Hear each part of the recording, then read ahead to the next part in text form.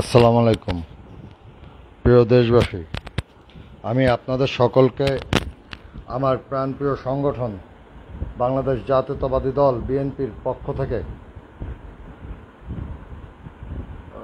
এবং আমার ব্যক্তিগত পক্ষ থেকে আপনাদের সবাইকে শুভেচ্ছা। আজ আমার একটা ভিডিও ভাইরাল হয়েছে, যাতে দেখা গেছে আমি একজন বয়স্ক লোকের উপর আক্রমণাত্মক আচরণ করেছি। এটা নিয়ে নানা আলোচনা ও আপনাদের সামনে মূল বিষয়টা তুলে ধরা উচিত বলে আমি লাইভে এসেছি।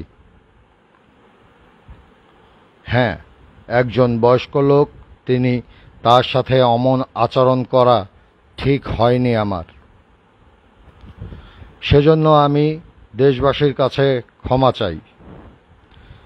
তবে আমি কোনো মুক্তিযোদ্ধার অসম্মান করিনি, আমি কোনো ভদ্র বয়স্ক লোকের সাথে বেয়াদবি করিনি। এই তথাকথিত কমান্ডার রশিদ ওরফে কালা রশিদ, চরমে ডাকাত রশিদ ওরফে ধর্ষক রশিদ, ওনার মুক্তিযুদ্ধে কোনো ভূমিকা ছিল না।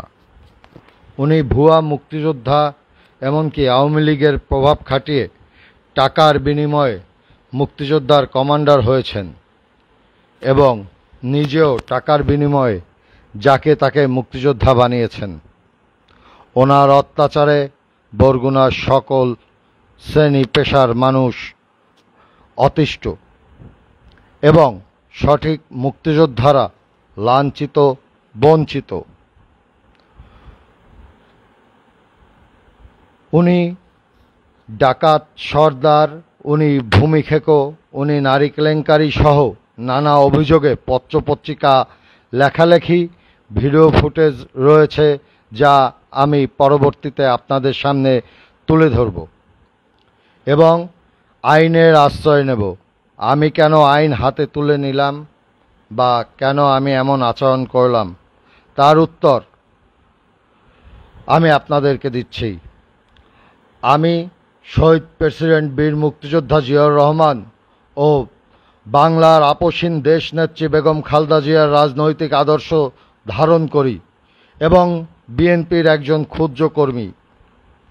এই ভুয়া রশিদ দম্ভ ভরে প্রকাশ করে আমার মাতৃতুল্য নেত্রী দেশনেত্রী বেগম খালেদা জিয়ার চরিত্র নিয়ে কথা বলেছে বিভিন্ন সময় এবং জিয়াউর রহমানকে সে মুক্তিযোদ্ধা নয়, সে একজন পাকিস্তানি গুপ্তচর বলে তাকে অপমান করেছে বিভিন্ন সময়, বিভিন্ন বক্তৃতায় সে বলেছে।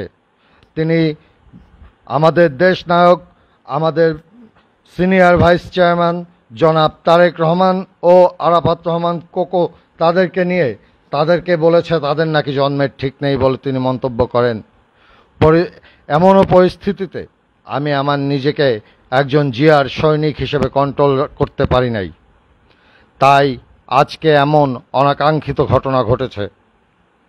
আমার কথাগুলো ও অভিযোগগুলো দেশ এবং দেশের আইন শৃঙ্খলা রক্ষাকারী বাহিনীর তদন্ত করে দেখবেন। যদি মিথ্যা হয়, আইনে যে সাজা আছে মাথা পেতে নেব।